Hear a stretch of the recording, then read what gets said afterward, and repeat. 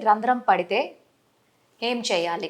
కర్ణబేరికి ఎప్పుడైతే రంధ్రం పడుతుందో మొదటగా చీమ్ కారుతుంది, లేదా కొంతమందికి చెవి నొప్పి అనేది వస్తుంది. అలా వచ్చినప్పుడు వెంటనే డాక్టర్ దగ్గరకు వస్తారు. ఫస్ట్ మేము ఏం చెక్ చేసుకుంటామంటే వచ్చిన చీమ్ అంతా క్లీన్ చేసేసుకొని కర్ణబేరికి రంధ్రము సేఫ్ ఏరియాలో ఉందా, అన్సేఫ్ ఏరియాలో ఉందా, అంటే ప్రమాదకరమైన చోటు ఉందా లేదా సాధారణమైన చోటు ఉందా అన్నట్టుగా చూసుకుంటాం. ఒకవేళ సేఫ్ టైప్ అంటే సాధారణమైన చోటు కనుక ఉంటే దానికి మెడిసిన్స్ ఇస్తామన్నమాట. ఫస్ట్ ఇచ్చి చిన్న చిన్న రంధ్రాలు అయితే వాటంతటికి అవి క్లోజ్ అయిపోయేటట్టు చూసుకుంటాం. అలా కాకుండా ఓ మాదిరిగా కొంచెం పెద్దవి లేదా మీడియం సైజ్డ్ కనుక ఉంటే ఆపరేషన్ చేయించుకోవాలన్నట్టుగా అడ్వైస్ చేస్తాం. అదే కనుక మేము క్లీన్ చేసుకున్నప్పుడు అన్సేఫ్ టైప్ అంటే ప్రమాదకరమైన సిఎస్ఓఎం అని కనుక అనిపించింది అంటే యాజ్ సూన్ యాజ్ పాసిబుల్, ఎంత వీలైనంత తొందరగా ఆపరేషన్ చేయించుకోండి అన్నట్టుగా అడ్వైస్ చేస్తాము. ఈ రెండే ఆప్షన్స్ ఉంటాయన్నమాట. ఒకటి మెడికల్ మేనేజ్మెంట్ లేదా సర్జికల్ ఆప్షన్. అబ్జర్వేషన్ అనేది అసలు యూజువల్గా ఉండదు. ఎందుకోసం అంటే మనం అనుకోవచ్చు ఏముందిలే చీమే కదా, అంతకు మించి ఇంకేం ప్రాబ్లం వస్తుంది అని చెప్పేసి. కానీ ఈ సిఎస్ఓఎం వల్ల వచ్చే కాంప్లికేషన్స్ చాలా ఎక్కువగా ఉంటాయి. మొదటిది చీమ్ కారుతూ ఉంటుంది.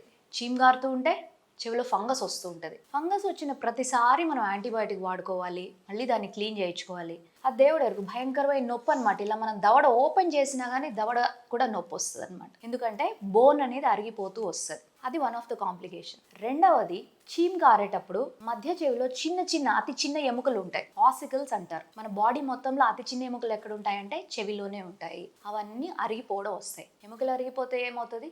వినికిడి తగ్గిపోతూ వస్తుంది.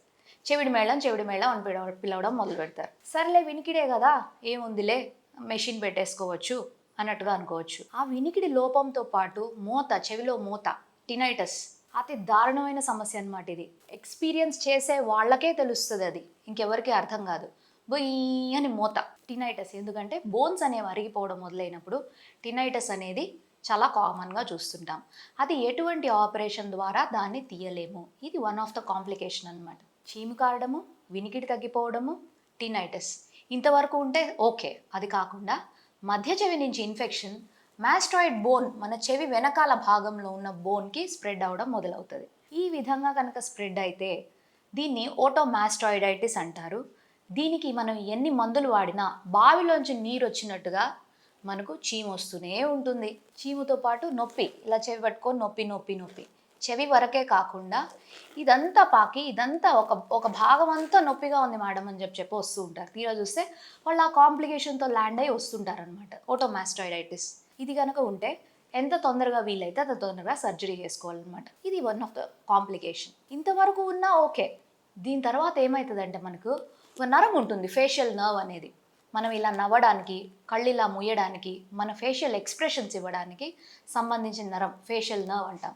అది మనకు మధ్య చెవిలోనే ఉంటుంది. ఆ నరం కూడా ఇన్వాల్వ్ అవుతుంది అనమాట ఇన్ఫెక్షన్ తోటి. అలాంటప్పుడు ఏమవుతుందంటే మొహం అంతా పక్షవాతంలా వస్తుంది, మూతి ఇలా వంకర పోవడము, కన్ను మూత పడకపోవడము, ఫేషియల్ పాల్సీ. ఇది one of the very bad complications.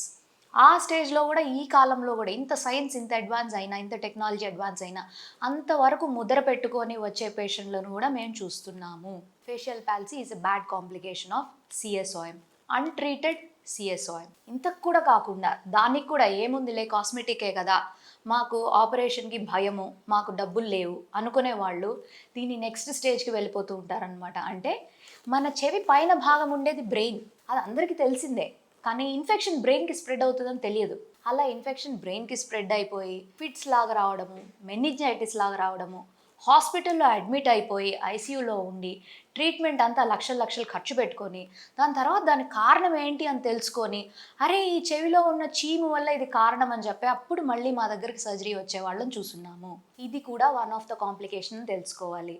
మీరు చూసుకున్నట్లయితే జస్ట్ మనకు ఉన్న చెవి కర్ణబేరిలో రంధ్రం వల్ల చీము కారడము, ఫంగల్ ఇన్ఫెక్షన్ రావడము, వినికిడి తగ్గిపోవడము, మోత, చెవిలో టినైటస్ అనేది రావడము, మాస్టాయిడ్ బోన్కి ఓటోమాస్టాయిడైటిస్ అనేది వచ్చేసి భయంకరమైన నొప్పి, మెదడంతా నొప్పి రావడము, దీంతో పాటు ఫేషియల్ పాల్సీ అంటే మొహం అంతా మూతి వంకర పోవడం, కన్ను మూతకు పడకపోవడం, లాస్ట్కి బ్రెయిన్ ఇన్ఫెక్షన్ అనేది కూడా ఈ కర్ణబేరిలో యొక్క రంధ్రం వల్ల వచ్చే కాంప్లికేషన్స్గా చూసుకుంటాం.